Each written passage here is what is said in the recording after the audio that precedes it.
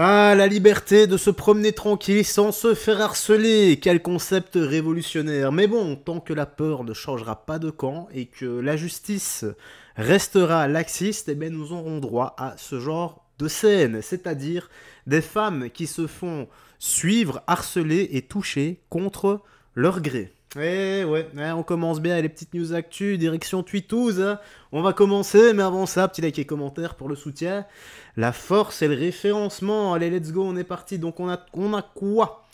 Le suspect habituel traque et harcèle une jeune femme. Pourquoi nos mères, nos épouses et nos filles doivent-elles vivre dans la peur? Donc ça va parler anglais, mais c'est un anglais ultra simple, ne t'en fais pas. Get off me. What's Like, the word? please get off me. I actually. Donc là elle dit, s'il te plaît, laisse-moi quoi. Please get off me. Stop. Please get off me. What's the word when someone feels when someone feels so Please. have done that? Please. Yeah, that's the feeling of you. Go away. That's what I mean. That's what I mean. You should go away. Please go away. Please go away. Please. Oh, you make. Elle demande, s'il te plaît, laissez-moi quoi. Ouais, ça tourne en boucle. Enfin, si tu vois, je te dis, c'est un anglais extrêmement basique. Hein. Et tu sens la détresse dans sa voix. Tu sens qu'elle en a marre et ça doit être répétitif. Donc tu sens qu'elle en a réellement marre. Et tu sens la détresse en même temps. Hein. C'est un mélange de détresse et de peur. Et de marre en fait. Elle en a marre. Please go back to your friends. Please leave me alone. Ouais, retourne avec tes amis et laisse-moi. Yeah, and I'm happy by myself. Please leave me alone. Ah, donc il y a lui dire elle retourne voir tes amis. Là, je sais pas ce qu'il lui dit. Et là, elle lui dit ouais, mais je suis heureux seul, donc laisse-moi. Are you actually serious? Please leave me alone. S'il te plaît, laisse-moi. Please. Hey, I wanna Please leave me alone. I'm happy by myself. Please leave me alone. Are you actually serious? Please leave me alone. Please. Hey, I wanna Please leave me alone. My friends are staying here anyway. Okay. Ok, donc son ami arrive. Bon, il reste 4 secondes, mais il y aura rien d'autre. Voilà. Bon, on entend clairement que le gars, il bouffe tous ses mots. T'as l'impression qu'il il est pas dans son état normal, on dirait. Même si beaucoup le sont et font ce genre de choses. Que dire? Bah, déjà ça, l'embrasser comme ça, contre son gré, ça en dit long, hein. Ça en dit long sur le respect qu'il doit avoir. Et c'est quoi la prochaine étape surtout?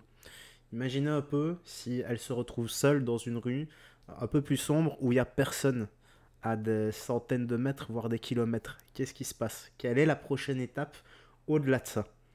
Je vous laisse imaginer. Ah, la bonne vieille tarte éducative. Ça devrait se perdre et faire perdre en même temps quelques dents. Hein. Ah, ça ferait pas de mal, hein, même si c'est 1000 balles là-dedans. Hein. Qu'auriez-vous fait, vous, si c'était votre soeur, votre maman ou votre petite nièce? Qu'auriez-vous fait? Comment seriez-vous intervenu? Je vous laisse écrire dans l'espace commentaire, ça m'intéresse. Voilà. Est-ce que tu aurais réfléchi pour avoir le moins de problèmes possible au niveau de la justice, ou tu t'en tartines les burnes à l'ovomaltine, c'est tu agis d'abord et ensuite tu vois que tu es enfin tu verras bien ce qui se passera quoi, niveau impulsivité. Ça, c'est tu réagis d'abord et tu penses après. En gros, c'est ça. Alors on a quoi? Jeanne au secours. Ok, écoutons ça. Eh les gars, j'ai envie de dire, les gros, ok on est gros, mais moi on a des jambes musclées, plus que la normale, parce qu'il faut supporter le poids. Et même quand tu perds du poids, après tu restes musclé. Connaissons de cause. Eh les gars. Ok. Est-ce que... Non. J'allais dire. Ok, est-ce qu'avec ton poids, tu arrives à faire des squats 10 fois 120 kg? Voilà, ass to grass, c'est-à-dire le cul au sol. Est-ce que tu y arrives?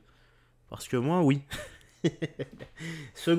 Deuxièmement, tu sais comment est-ce qu'on appelle ça? Ça s'appelle le syndrome de la graisse musculaire. Eh oui. Allez, on le laisse. On a quoi ici? Dégâts. Ok, c'est aussi pour moi l'une des plus grandes vidéos de l'histoire. C'est quoi ça encore? Je vous présente madame la directrice. Madame la directrice, elle est là. Bonjour madame la directrice. Bonjour. Ça va? Bah oui, très bien.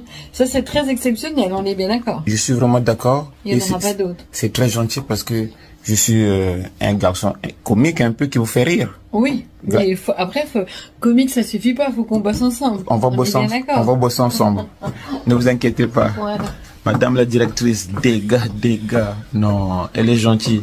Je suis venu, j'ai demandé un service et c'est fait. Merci. Je vous présente. J'ai rien compris, les gars. Bon, vous savez que c'est la maman de quelqu'un, la soeur de quelqu'un, la tante de quelqu'un. Est-ce qu'on a des nouvelles de la directrice depuis? Moi, j'aimerais bien avoir la suite. Que s'est-il passé? Alors, on a quoi? Quand est-ce que les connards comprendront que je n'aime simplement pas les connards? Ce maghrébin au micro de Vincent Lapierre est super touchant. Tout ce qu'il dit est vrai et je confirme par expérience. Ah, vous savez les gars, la racaille n'a ni origine ni statut social, hein, c'est un comportement. Alors, en tant que maghrébin, qu'est-ce que tu penses précisément de ces accusations de racisme en permanence contre le RN? Je pense que c'est la facilité. Accuser de racisme, c'est la solution des faibles. Et je pense pas qu'on soit raciste au Rassemblement national. En tout cas, j'ai rencontré aucun raciste au sein de notre mouvement. Sur le marché de la Tour du Pin, j'ai déjà été ramené à mes origines, traité de traître. Je me retrouve pas là-dedans, je ne suis pas raciste. Et je pense pas que dans notre génération aujourd'hui, il y ait des personnes racistes au sein de notre mouvement. On est un mouvement qui est souverainiste, qui veut le bien de la France, et on œuvre pour cela. Et ça, pour moi, ça, c'est pas être raciste. Ah, vous savez les gars, actuellement, si t'es pas Free Palestine, eh bien, tu es catégorisé de raciste. Voilà, t'es blacklisté, ça on te fait directement un sophisme par association.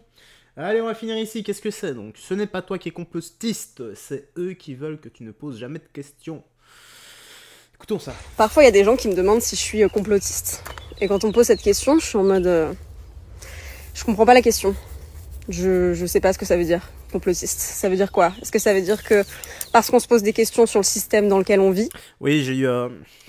récemment, j'ai eu un monsieur d'une 60aine d'années je lui ai expliqué que moi j'écoutais pas trop les médias. Il me dit ouais, tu t'informes comment? Alors je dis oh, je vois un peu sur Twitter. Et là directement j'ai même pas eu le temps de finir ma phrase. Il m'a lâché ah ouais les influenceurs hein. J'ai même pas eu le temps de finir ma phrase. Mais ce que ce monsieur ne comprend absolument pas, c'est que les médias sont les premiers influenceurs de ce monde. Ils vous disent quoi penser et comment penser et surtout quoi faire. Et vous savez quoi?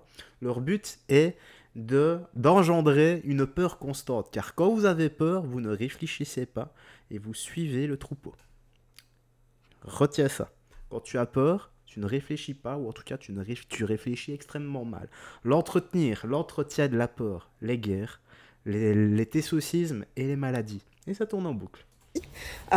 Sur l'honnêteté des gens qui nous gouvernent, sur le gouvernement lui-même, est-ce que se poser des questions... Je recoupe, mais gouvernement, cède le mot en deux. Gouvernement. Être sceptique, ça veut dire être complotiste? Est-ce que le fait de faire des corrélations entre certains systèmes, certaines industries, je pense notamment à l'industrie pharmaceutique et l'industrie agroalimentaire, je veux dire quand on regarde la santé, quand on regarde les médecines depuis la nuit des temps, tout a toujours tourné autour de l'alimentation. L'alimentation, c'est la base de la médecine. Hippocrate le disait, que c'était la base de la médecine. Aujourd'hui, les médecins font serment d'Hippocrate pour pouvoir avoir leur diplôme. Hippocrate parlait d'alimentation. Aujourd'hui, on regarde comment est fait l'alimentation, on regarde les supermarchés et on réalise qu'en fait, il n'y a que du poison qui est là.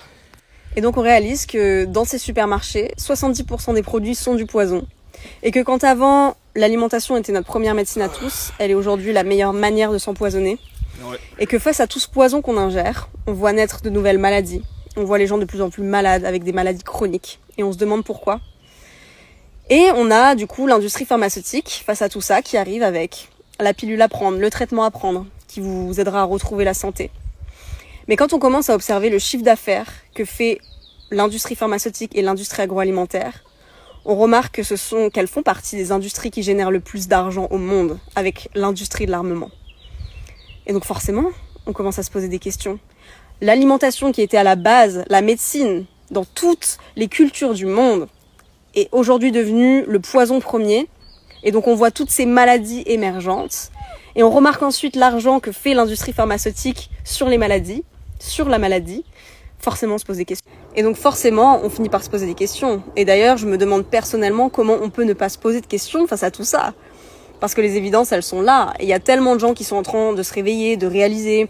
Des gens aussi qui sont dans l'industrie de la médecine, qui réalisent, qui se posent des questions et qui se disent qu'il y a des choses qui font pas sens et qu'il y a beaucoup de corrélations à faire surtout. Et pour continuer sur la médecine, je blâme pas du tout les médecins parce qu'ils sont eux-mêmes pris au piège dans un système et ils nourrissent ce système-là sans même le savoir. Mais c'est important de se poser des questions, d'être sceptique, de remettre les choses en question de manière générale sur sa propre vie personnelle, sur le système dans lequel on vit. Parce que c'est aussi comme ça qu'on peut faire avancer les choses, avancer la société, avancer l'humanité. Si on se pose jamais de questions et on a ok, on est dans ce système-là, tout va bien. Tout va bien, vraiment. On regarde l'état, personnellement, quand je regarde l'état du monde, j'ai pas l'impression que tout va bien.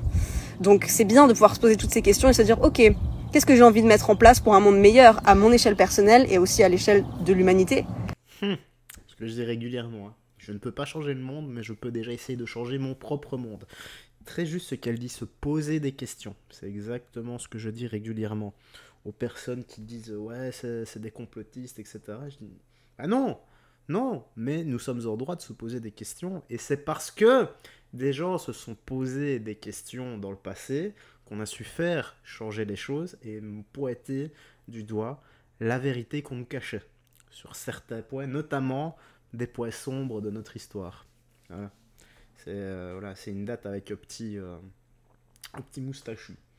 Allez, tu me dis quoi toi dans l'espace commentaire, ce que tu en as pensé? Moi j'ai rien d'autre à ajouter. Prends bien soin de toi, des gens que tu aimes, garde la foi et que Jésus-Christ te bénisse. Ciao ciao, et on se dit à la prochaine pour d'autres vidéos. Au revoir.